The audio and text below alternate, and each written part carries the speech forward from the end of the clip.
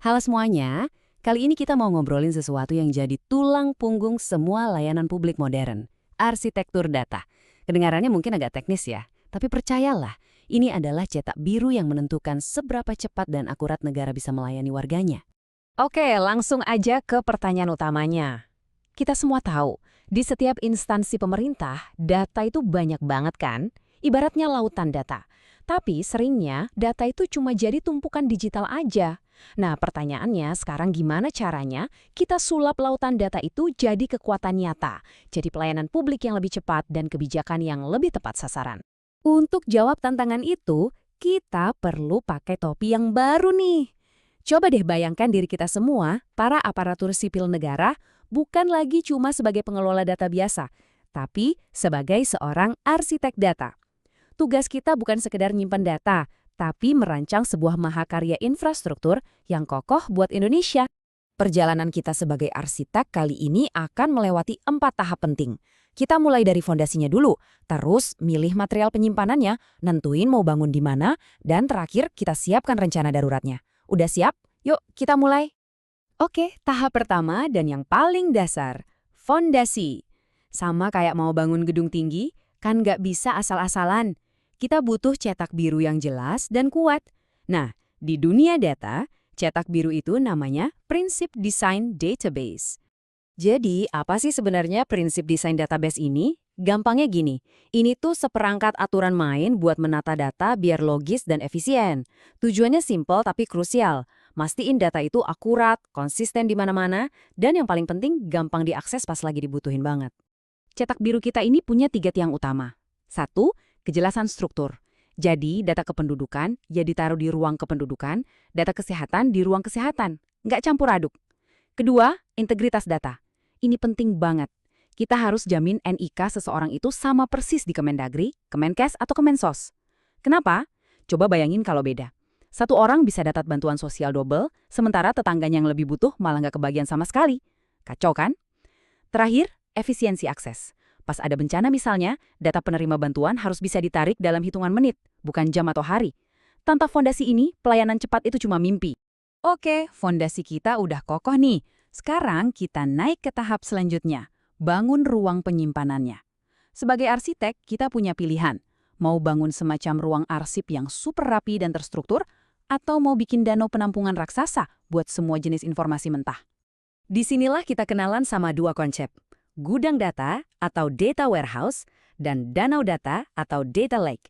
Gampangnya, gudang data itu kayak perpustakaan arsip yang isinya udah rapi, bersih, siap pakai buat laporan resmi. Sementara danau data, ini lebih kayak waduk raksasa. Semua jenis aliran air, data terstruktur, video, teks, bahkan cuitan di media sosial, semuanya ditampung dalam bentuk aslinya. Siap buat dieksplorasi kapan aja buat nemuin pola-pola baru. Coba kita bedah lebih dalam. Gudang data itu pas banget buat bikin laporan rutin, contohnya laporan realisasi APBN bulanan. Datanya udah bersih, terstruktur, jelas. Tapi danau data ini kekuatannya beda. Disinilah kita bisa gabungin data dari Puskesmas, data cuaca dari BMKG, dan data pergerakan orang buat memprediksi di mana wabah demam berdarah bakal muncul. Nah, ini dia pentingnya pilihan seorang arsitek.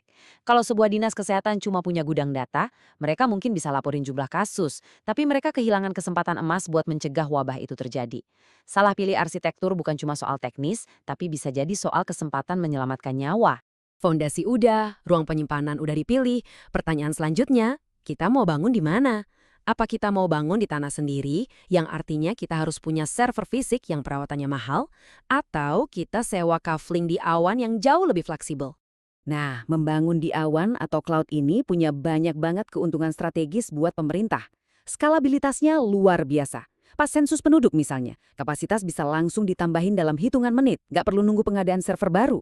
Anggarannya juga lebih efisien, karena kita cuma bayar sesuai yang kita pakai. Dan yang paling penting, ini dia kuncinya, buat mewujudkan satu data Indonesia. Data nggak lagi terkurung di server masing-masing kementerian, tapi jadi aset nasional yang bisa diolah bareng-bareng secara aman. Akhirnya, kita sampai di tahap terakhir. Mungkin ini bukan yang paling glamor, tapi bisa jadi ini yang paling menentukan. Bangunan data kita udah berdiri megah nih. Sekarang gimana cara kita melindunginya dari resiko? Sebut saja, gempa bumi digital, banjir, atau serangan siber. Nah, ini rencana darurat kita. Proses ini namanya data backup dan recovery. Gampangnya, ini adalah kebiasaan disiplin untuk menyalin data penting secara rutin dan punya rencana yang udah teruji buat memulihkannya kalau terjadi bencana. Coba dipikirin, ini tuh polis asuransi untuk aset digital paling vital milik negara. Kita nggak mungkin kan bangun istana negara tanpa alat pemadam kebakaran? Nah, harusnya begitu juga dengan data negara kita. Intinya begini, buat pemerintah, kehilangan data kependudukan, data pajak, atau data jaminan sosial itu bukan cuma sekedar gangguan teknis. Itu adalah krisis. Krisis pelayanan publik yang bisa melumpuhkan negara dan bikin masyarakat hilang kepercayaan. Jadi, rencana pemulihan yang solid itu bukan pilihan, tapi sebuah keharusan untuk menjamin negara tetap berjalan. Dan kutipan ini sepertinya merangkum semua perjalanan kita dengan sangat pas. Mulai dari merancang fondasi, milih gudang yang tepat, membangun di lokasi strategis, sampai melindunginya dengan asuransi terbaik, semua itu intinya cuma satu kata, kesiapan. Kesiapan data kita hari ini adalah fondasi ketahanan bangsa kita di masa depan.